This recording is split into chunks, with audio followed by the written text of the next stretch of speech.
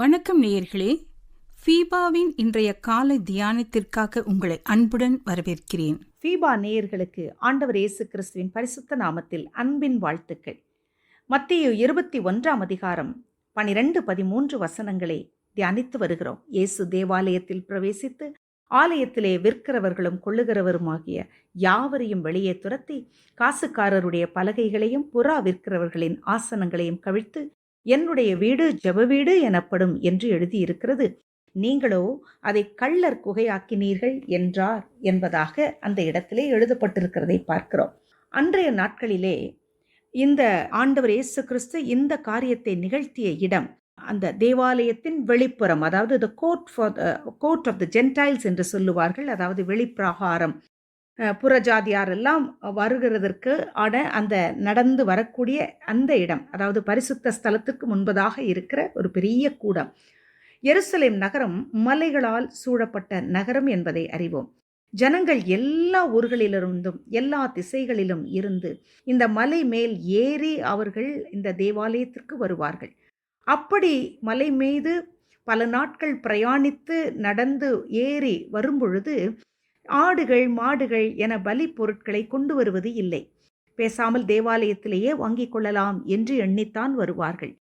ஆடு மாடு புறா இப்படிப்பட்ட மிருக ஜீவன்களை தேவனுக்கு படைப்பதற்காக அவர்கள் அந்த தேவாலயத்தின் வெளிப்புறத்திலே அங்கே வியாபார ஸ்தலம் போல அநேகர் உட்கார்ந்து இவற்றை விற்று கொண்டிருப்பார்கள். அதிக விலைக்கு விற்று கொண்டிருப்பார்கள். அது மாத்திரம் அல்ல, தேவனுக்கென்று காணிக்கை பணமாக படைக்க விரும்புகிறவர்கள் பொதுவாக என்ன செய்வார்கள் என்றால், அவர்கள் கரங்களிலே இருக்கிற காணிக்கை காசுகளிலே ஏதாவது ஒரு மனிதனுடைய முகம்தான் இருக்கும். அந்தந்த தேசத்திற்குரிய ராஜா அல்லது பெரிய மனிதர்களுடைய முகங்கள் இருக்கும். அந்த மனித முகம் பொருந்திய அந்த நாணயங்களை அவர்கள் பொதுவாக தேவனுக்கு காணிக்கையாக செலுத்துவது இல்லை. அங்கேயே பார்த்தீர்கள் என்றால் காசுக்காரர் உட்கார்ந்திருப்பார்கள். இப்படிப்பட்ட பணங்களை வாங்கி கொண்டு அதற்கு பதிலாக தேவாலயத்தின் அந்த வெளிப்புற மாதிரியை பதித்த காசுகளை அங்கே வைத்திருப்பார்கள். அதை இவர்கள் மாற்றாக வாங்கி அதைத்தான் காணிக்கையாக தேவனுக்கென்று செலுத்துவார்கள். இப்படி காசுக்காரர்கள் உட்கார்ந்திருப்பார்கள். இவர்களும் அதிகமான லாபங்கள் வைத்து ஜனங்களை ஏமாற்றி வந்தார்கள். ஆகவே தான் கர்த்தர் அதை a den of robbers, கள்ளர் குகை என்று சொல்லுகிறதை பார்க்கிறோம். ஏசாயாவின் புத்தகம் 56 அதிகாரத்திலே கர்த்தர் என் வீடு இது ஜெப வீடு, சகல ஜனங்களுக்கும் ஜெப வீடு என்று சொல்லுகிறதை பார்க்கிறோமே. அந்த இடத்திலே கர்த்தரை அறிந்தவர்கள் ஓய்வு நாளை பரிசுத்த குலைச்சல் ஆக்காதபடிக்கு அதை ஆசரிக்க வேண்டும் என்கிறதை கற்பிக்கிறதையும் அந்த அதிகாரத்திலே கர்த்தரை அறியாதவர்கள் புறஜாதியார் ஆண்டவரிடத்திலே வந்து தங்கள் வாழ்க்கையை ஒப்பு கொடுத்து அன்னகராக தங்களை மாற்றிக்கொள்ளுகிறவர்கள், இப்படிப்பட்டவர்களுக்கெல்லாம் அந்த ஆலயத்திலே ஒரு உத்தம இடத்தை, உத்தம கீர்த்தியை, அழியாத நித்திய நாமத்தை தருவேன் என்று சொல்லுகிறதை பார்க்கிறோம். அப்படி அவர்களுக்கு அந்த உத்தம இடத்தை கொடுப்பது எப்போது தெரியுமா?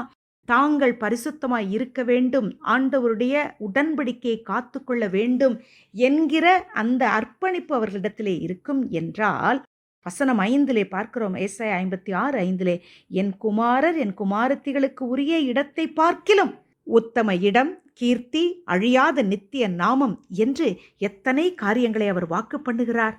தேவனுடைய பிள்ளைகளே, ஆண்டவர் இன்றைய தினத்திலே நம்மிடத்திலே அவர் எதிர்பார்ப்பதெல்லாம் நம்முடைய பழக்க வழக்கங்கள், நம்முடைய விருப்பு வெறுப்புகள், இவையெல்லாம் கர்த்தர் நம்முடைய இருதயத்திலே தங்கி வாசம் பண்ண இடையூறாக இல்லாத பழக்க வழக்கங்களாய் அல்லது விருப்பு வெறுப்புகளாய் இருக்க வேண்டும் என்பது அவசியம். இன்றைக்கு பழக்க வழக்கங்கள் அவை நம்முடைய இருதயத்தை மொத்தமாக கூட்டமாய் ஆக்கிரமிப்பு செய்கிறதை பார்க்கிறோம். அன்றைக்கு தேவாலயத்திலே வெளிப்புறத்திலே ஏராளம் கூட்டம், வியாபார ஸ்தலமாக்கப்பட்ட அந்த இடத்திலே ஏராளம் சத்தம் இருந்தது போல இன்றைக்கு நம்முடைய இருதயங்களிலும் ஏராளம் கூட்டமான சிந்தனைகள், காரியங்கள், பராக்குகள், ஏராளம் சந்தடி சத்தம். இவற்றின் நடுவிலே கர்த்தரின் சத்தத்தை கேட்க நேரம் ஏது? நம்முடைய கர்த்தர் நம்முடைய இருதயத்திலே தங்க இடமில்லாத அளவுக்கு ஏராளம் காரியங்கள் இருக்கிறதே. இன்றைக்கு உணர்ந்து அறிந்து அர்ப்பணிக்கலாமா? ஆண்டவரிடத்திலே சொல்லலாம், உம்முடைய சத்தம் கேட்கும் எல்லைக்குள் நான் இருப்பேன் ஆண்டவரே.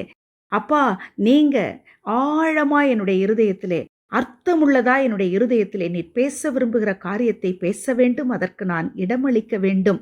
அது மாத்திரமல்ல அப்பா, உம்முடைய கரத்திலே என்னை தாழ்த்தி ஒப்புக் கொடுக்கிறேன். தாழ்மை என்னுடைய இருதயத்திலே வேண்டும். மற்றவர்கள் பாராட்டுவதை அதிகமாய் எண்ணி, மற்றவர்களை வஞ்சிக்கிறதை அதிகமாய் யோசித்து பிணைத்து, மற்ற காரியங்களில் எல்லாம் என்னுடைய இருதயத்தை, என்னுடைய கவனத்தை திருப்புகிறதினால் உம்மை விட்டு தூரம் போயிருக்கிறேன் என்று அர்ப்பணித்து அவரிடத்திலே தாழ்த்தி ஒப்புக் கொடுக்கலாமா?